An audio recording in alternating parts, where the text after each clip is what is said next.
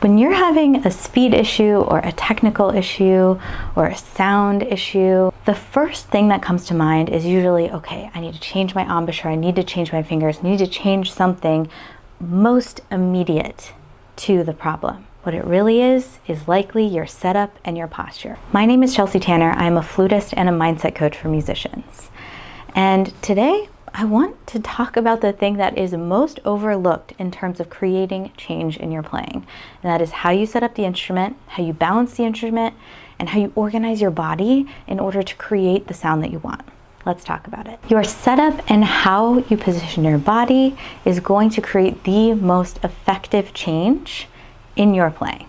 And I'll tell you why in a few different instances this really takes some conscious thought and will create a lot of change very quickly. I love talking about these fundamental principles because they will actually allow you to troubleshoot in your practice room because you know them. Not just like trying things and seeing if stuff works and then trying it again if it doesn't and not really knowing how you're making progress. That to me is a lot of wheel spinning and it doesn't actually move the needle forward. So foundationally, what do we need to keep in mind? Well, the whole body. Let's start from your feet. So, are your feet flat on the floor? Are your feet toward one side or the other? Do you have your weight on one leg or another? This will all engage different muscles in your body and could affect how you breathe, therefore affect how you sound. I used to have a lot of leg tension and lower body tension in my pelvis and in my legs. Now, I want you to tighten up your leg muscles, flex your leg muscles. Now take a big deep breath in while you do that. You can't really do it, right? So being sure that the lower body tension is totally released is step number one. The reason for this is because then your lungs can expand fully, giving you enough air in your lungs to make the sound that you want. How we breathe in is how we breathe out. If we're probably gonna breathe out that way. If we're probably gonna breathe out that way. And I think we already know how each of those would sound. Your breath is your sound. My former teacher, Marianne Gadigian, said that, and I won't ever forget it because it really is true.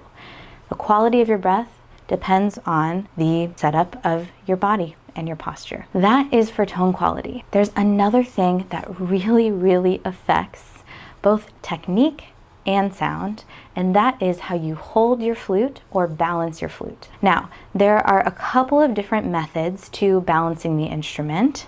The way I do it is I push forward and up with my right thumb, down and back with my left knuckle, and then I snuggle it in my chin, not on my lip, which is a little bit easier to move than in your chin, right?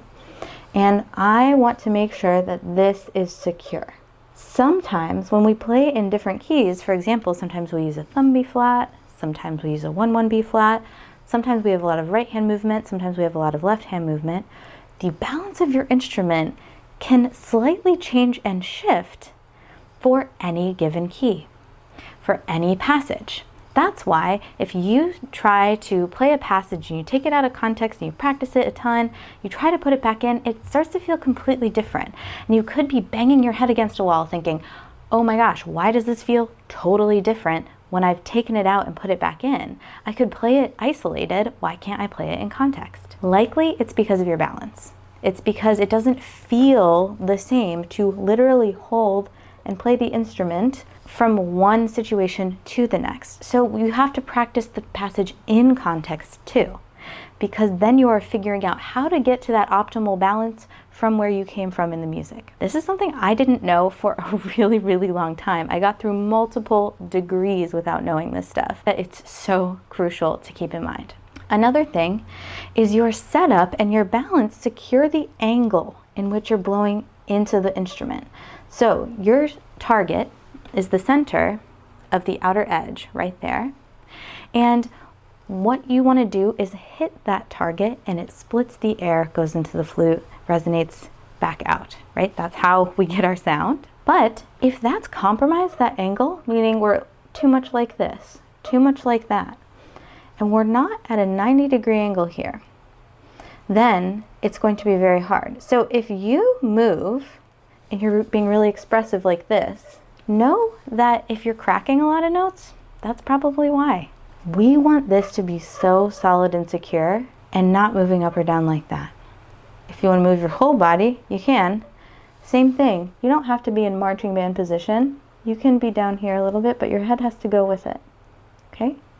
So those things are great to keep in mind. Same thing with your shoulders and your posture. I like to think about my shoulder blades being flush against my rib cage and becoming friends in the back together, because my shoulder blades and my clavicle need to hang over my rib cage. They're not attached, they're just hanging over there. And I like to think of my skeleton holding my flute or balancing my flute, not my muscles and my joints. These things are really crucial because a lot of times we go, when we have a technical problem, to slamming our fingers down on the keys to try to really make sure we're getting it, rather than moving from where our hands are actually controlled, which is back here, right? So how does my posture facilitate controlling my fingers from all the way back here?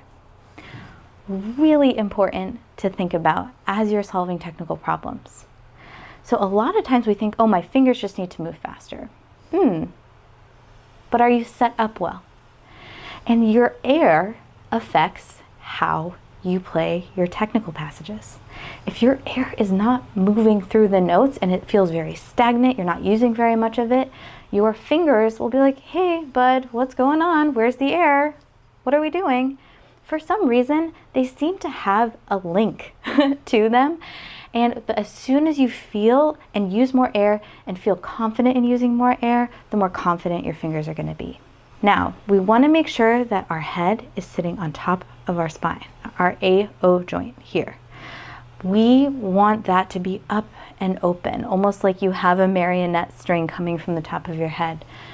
Very relaxed, not overeager, not overextending so that your lower back is in pain, but very much just having the weight of your torso, of your body, kind of sitting on the front of your spine, if you can picture that, not on the back. Next time you go into your practice session, instead of thinking, oh, okay, I need to get my fingers faster, think, am I set up optimally with my air? Instead of saying, oh, I just need to get a better sound, let me fix something with my embouchure. First ask, how am I set up? Is my breath optimal? Now, I think that all of these things put together will give you more resources to troubleshoot in your practice room. Check the balance of your instrument, check your posture, check to make sure that your body is organized and set up in a way that really works for you and not against you. All right, I hope you enjoyed this one. I also wrote a ton of resources about all of this stuff and how to troubleshoot for technique, vibrato, sound quality, double tonguing, and even a very useful and simple guide to phrasing and musicality. If you want access to those, the link is in the description. Let me know if you found this video useful. I am so excited to talk about all of these things, and if you have any questions, I will definitely make a video about it, and feel free to put it in the comments. I will see you next time.